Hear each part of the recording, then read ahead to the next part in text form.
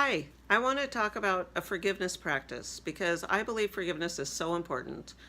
For a better tomorrow, we can't hang on to energy from the past. We can't have that taking up our space in our head and in our heart and move forward and enjoy our life if we're still hanging on to the crap from the past.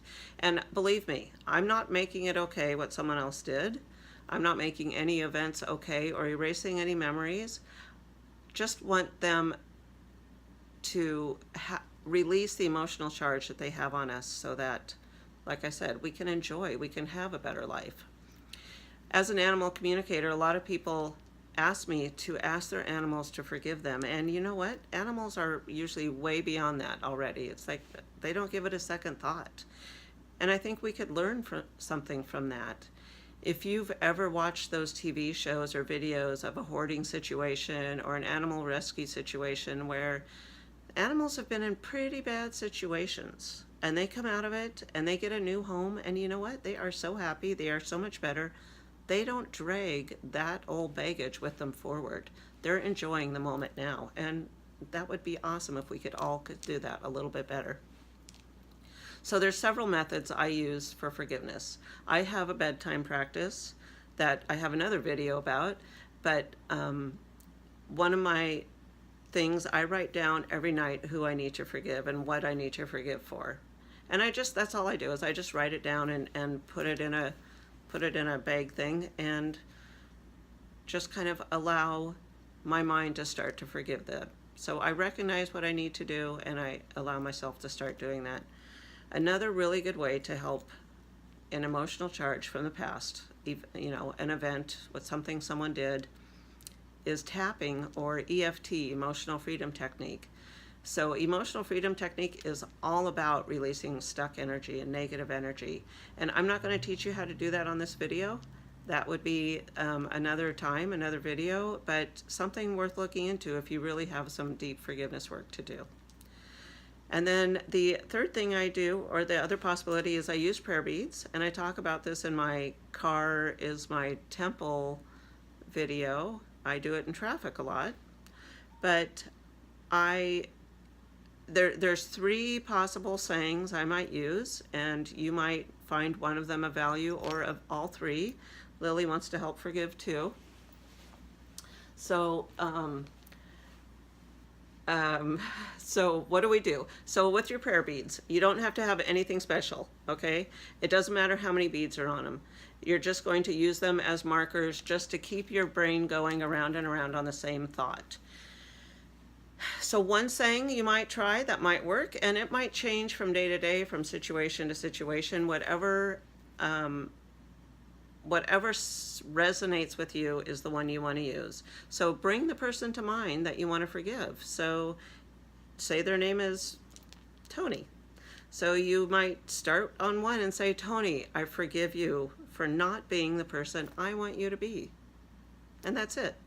The next bead, Tony, I forgive you for not being the person I wanted you to be. Tony, I forgive you for not being the person I wanted you to be. And you just keep doing that until the emotion starts to dissipate.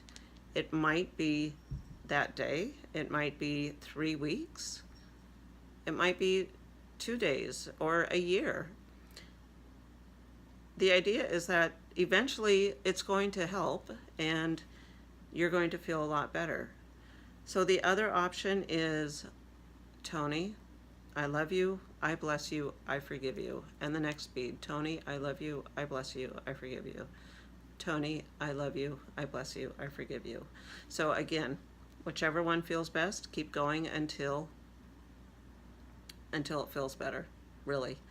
And the one that I use most often is I bring to mind the action or the behavior that the person was exhibiting that I was triggered by.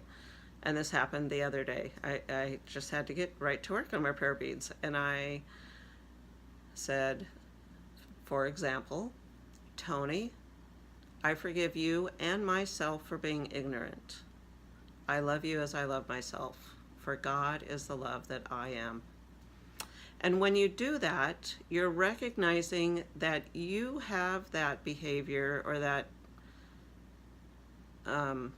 I guess it's a behavior or quality or characteristic inside you, and perhaps it's something that you're not too proud of. And you might know it, and you might not even realize you have it inside of you. But if you're being triggered by it, it's something that's deep inside you. So around and around, Tony, I forgive you and myself for being ignorant. I love you as I love myself, for God is the love I am. So you're also acknowledging that there's a greater love than what your ego can provide. And there's a greater love moving through you and moving through the person.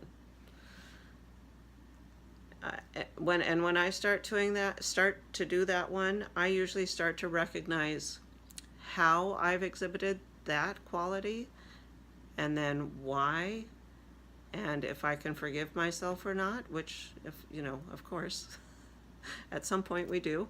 And once you can understand why you do it, you kind of can have some compassion for why the other person might have done it. Doesn't make it okay, doesn't make them any less of a dirtbag. It's just a new possibility in your own heart, in your own energy, to move on to a better life. And that is a very, very brief overview of some forgiveness practices. I hope one of them helps. I'd love to hear about them.